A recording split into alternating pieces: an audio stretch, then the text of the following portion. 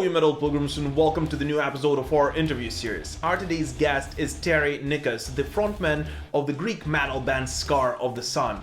Terry and I will be speaking about the band's upcoming studio release Inertia, working with Napalm Records, Greek financial crisis, remember some of the craziest touring stories, and much, much more. But before we start, I'd like to take a moment and invite you to join the conversation and subscribe to Metal Pilgrim channel on YouTube and join our communities on Instagram, Facebook, or whatever social media you hang out at to be able to submit your questions for all future interview guests. Be among the very first ones to find out what is inside the upcoming rock and metal releases.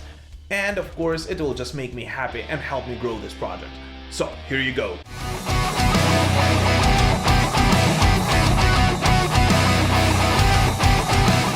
Hey Terry, how's it going, man?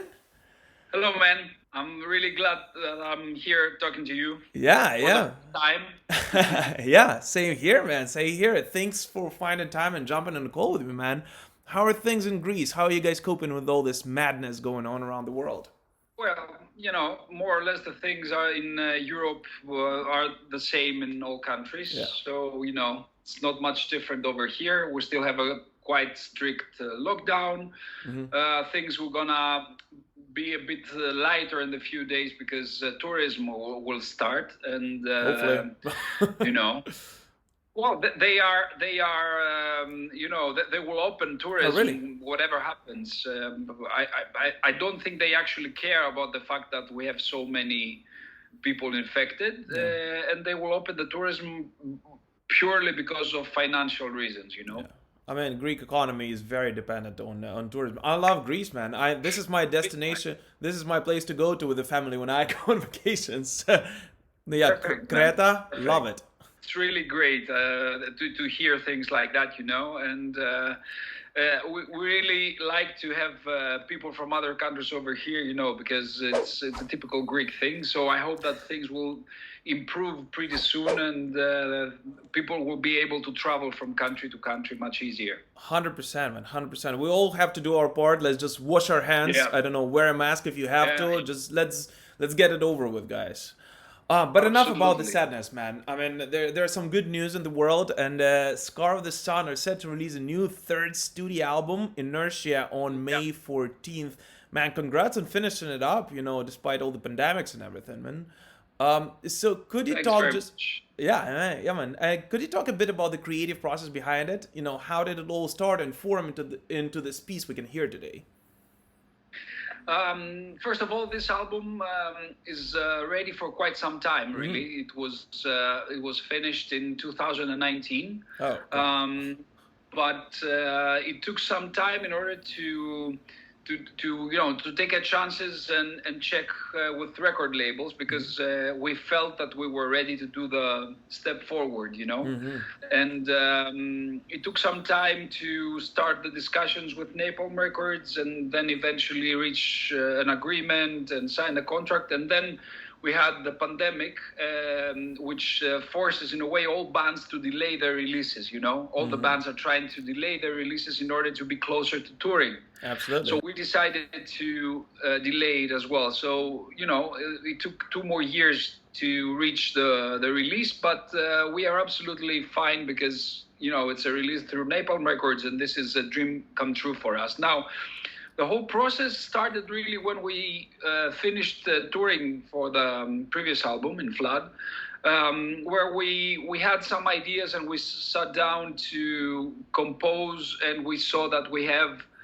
some a bit different songs from what we were doing before, and we brought songs at the studio and started rehearsing, and eventually we finalized these songs, 10 songs and the intro.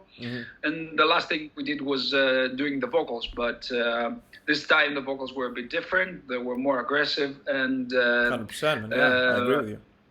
Yeah. So, I mean, it took a bit more than what we expected anyway, because, when you're changing a few things in your sound, you're still searching yourself. And I was searching my voice, and I was trying to stabilize the extreme part of the vocals. So after we finished all that, the album was, ready. And then it was all about managing the band, Yeah, 100%. And you started speaking about this briefly, but Scar of the Sun has been around for some years now, right? Yet Yes. this is your first album released with Napalm Records. So how does working with a label like Napalm differ from what, in terms of the process, from what you've been doing before? I mean, is there a difference at all? There's a huge difference, huge difference. First of all, I have a very good relationship with the people in Scarlet Records, but it was time for us to move forward, and they were very kind of letting us go because we had a contract for one more album. Now, going to a label like Napalm, directly you have a very strong team next to you working with you in every aspect. I'm doing the most interviews I've ever did for Scar of the Sun so far, for example, and the difference is huge. Yeah. Also, we have people supporting us for press, for social media, for the vinyl production, everything. You have so many different people around you, so it's very nice to see all these people next to you. Scarlet was a smaller label, was managed by 2-3 people, it was all about them. They did all they could, but this time with Napalm, you having a monster next to you, and this is really good. Also, it's about having some budget finally to do stuff, because so far we supported everything by on our own. Yeah. And we have the help on the financial aspect also from Napalm Records. And last but not least, when tour will resume, being in a label like Napalm is a passport in a way. 100%. You can get better touring, you can get to play to festivals, you can get a better slot on the tour, because so far we were just the opening act, and we felt that we have to pass this level, and you don't want to be forever the opening band on a tour, 100%. And festivals, we were sending messages and they were not even replying to us. I'm pretty sure that now we will find spots to play. Huge difference. Yeah. Huge. Yeah, let's just hope that those festivals and touring will resume soon, and you and all the other bands will be able to hit the road once again, man. Yeah, 100%. And how do you guys usually divide responsibilities when it comes to writing a new album? I mean, is it a bit of collective thinking, or is it you mostly responsible for writing new material? It depends, really. The first album, I composed 70% of the music, and I wrote all the lyrics. The second album was 1/3 each. It's 3 people in Scar of the Sun that are composing, the 2 guitarists and myself. The second album was almost 3 songs each. This album, one of the 2 guitarists, Greg, composed 9 out of 10 songs and the intro, because for some reason he was on fire, so every song he was bringing, it was very good, so we decided to keep it. And I didn't compose any music on this album, but I always compose my vocal lines and I write the lyrics. Okay. Now on the next album, I'm composing music again, so it really depends what's the status of each person, On the next album, it seems that we will go again to 1/3 each, Nice. So did you start writing the 4th album already? Yes. Oh, cool. Yes. Cool. When do you plan to release it? Say that again? When do you plan to release it? Next year, or maybe? Well, we're still composing, so the idea is to finish composing the album by the end of this year, then enter the studio beginning of 2022, and see how it goes. Yeah. If Napalm wants to release the album in 2022, that's that would be fine by us. The period now with the pandemic is, the best period to sit down and compose more music, because there's not much you can do anyway. Exactly, man. And talking about this pandemic, by the way, you said that you finished, composing this album in 2019, right? So it's been 2 years now before the pandemic. But did you guys change anything? Did the pandemic had any effect on the way you guys, mixed it or mastered it, later on? Actually, the album was mixed in 2019, but I mixed it again because I didn't like the first mix so much, or to be precise, there were a few things that I wanted to improve. So after we signed the contract with Napalm, I sat down and I mixed the album again. Other than that, the album, the first mix was before the pandemic. It's now I don't think it changed anything. The only thing that changed was that it's much different to mix an album knowing that a label like Napalm will release it, whereas before I didn't know which label will release it. It's not that I'm pushing harder. It's that you know this. You feel the pressure much more when you know that a label like Napalm will release it. Yeah. I'm not putting less effort on any of my mixes, but this was a serious release, and that it's not gonna be only the release of the album that will be judged. It will be you as a sound engineer as well, because my work is my face to the other musicians. You know what I mean? If I want to get people to work with me, I have to have my band's album mixed very well, at least. 100%. The first one. I mean, this is the showcase. Yeah, man. Yeah, exactly, the showcase. Yeah. So that was the difference only, if I could say. Makes sense. And you said that you were writing most of the lyrics for the band, right? So on this album, what are some of the lyrical, themes or lines that are running through it? This album mainly talks about the problems that we had in Greece during these years of the financial crisis. I am expressing my anger towards a lot of things that could have been done differently, and not leading too many people into poverty and to commit suicide, and stuff like that. And because my main idea is that the only thing that cannot be changed is the laws of the nature. The laws of nature cannot be changed. If you just leave an apple, it will fall down. It will drop and fall down. That you cannot change that. Whereas all about debts and banks and everything, these are man-made laws, and whatever is man-made, it can and should change. In a few words, personally, as a citizen of the world, I don't accept to see people everywhere in the world, not just in Greece. In 2021, I don't accept to see, for example, old people, 80-year-old people searching in the garbage to find something to eat, or seeing countries in Africa without water and without electricity. I don't accept that. We send we send missiles and we send spaceships to Mars, and what about the Earth? I mean, come on. We have to be reasonable. It's all about being reasonable. It's not something extreme that I'm asking. It's about logic. Amen to that, man. And especially when the main thing I deal with.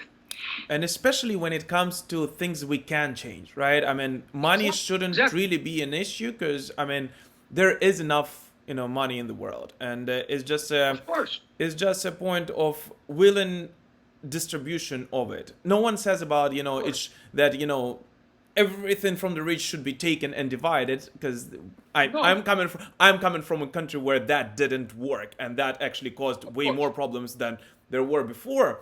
But it is about our willingness to help out to our neighbor, and everyone can start with with the simple things of helping out those who are right next to you. I'm 100% with you on that one, man. So amen on that. And I'm talking about a minimum quality of life, at least. I'm not talking about sharing and dividing everything. Exactly. A minimum quality of life and some respect to the older people, because during crisis in Greece, old people lost 40, 50, 60% of their pensions. They were old men. They could not go back to work.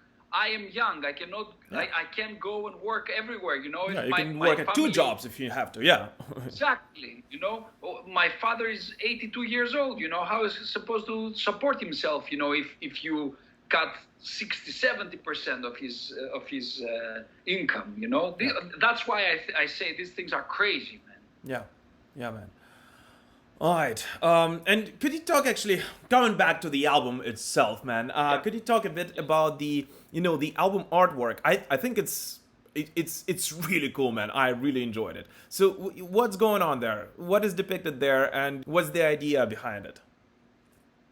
Right. First of all the artworks, our visuals, our videos, our pictures, everything.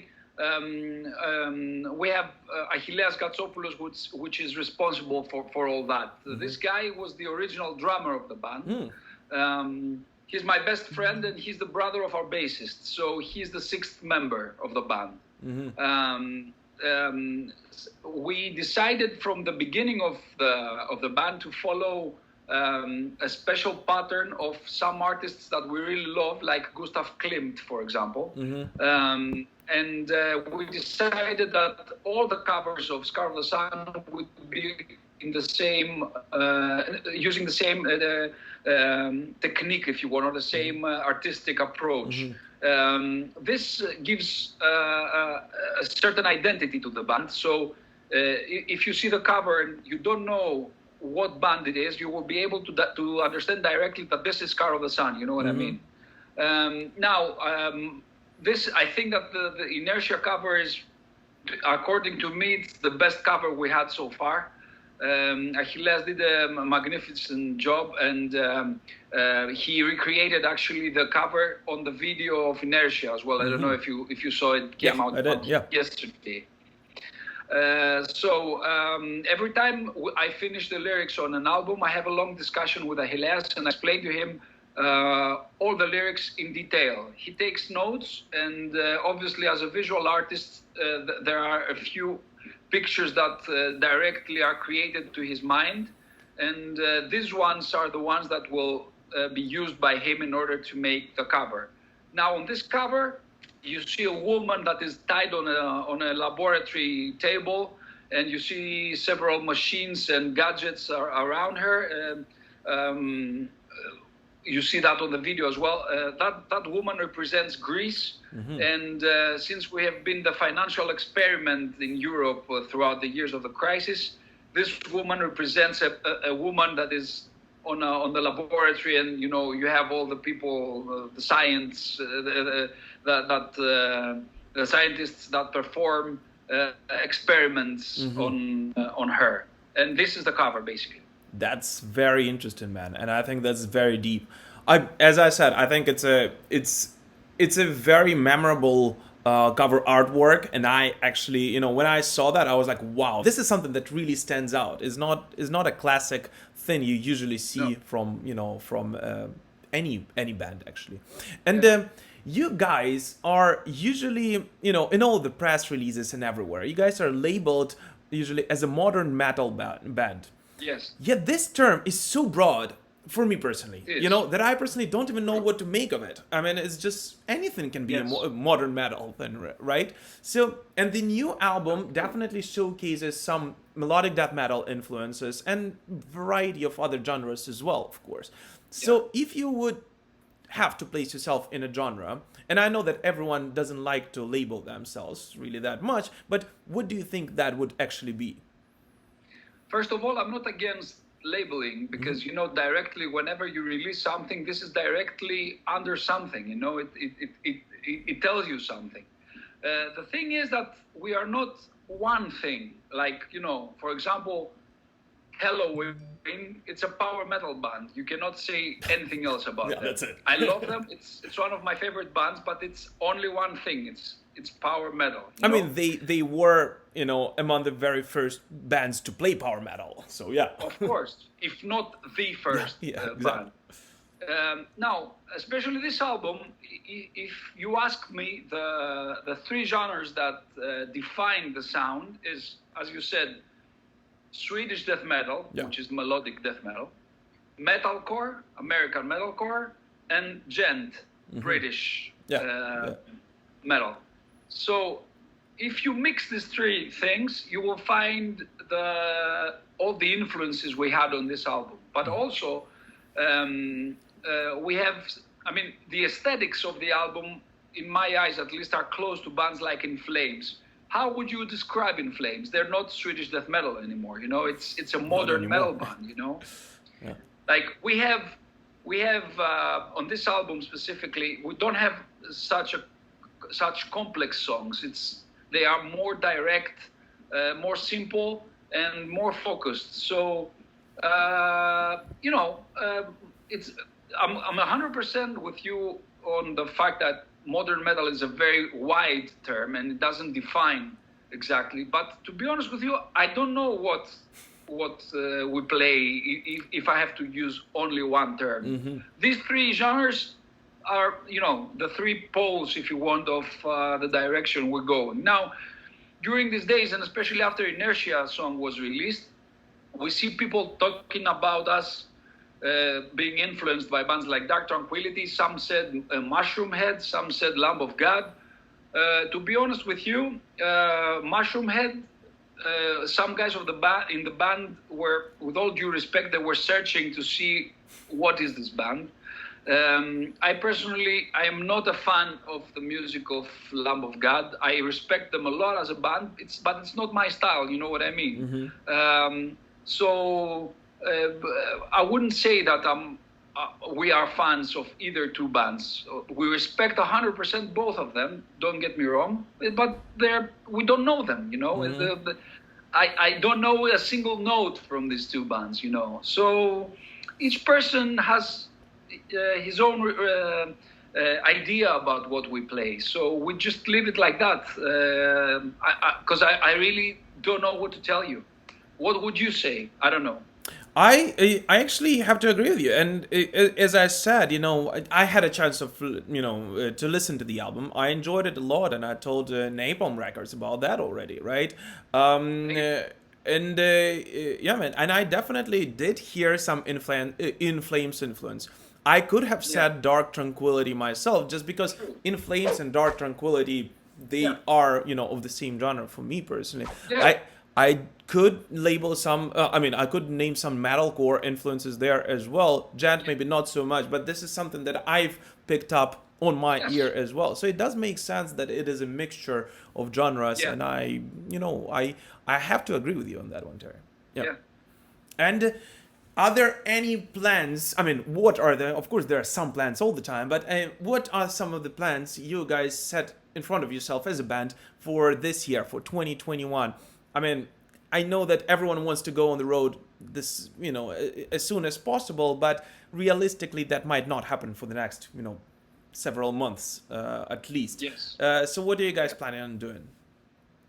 Well, apart from pushing the release and releasing videos, because we have two more songs that will be released as videos.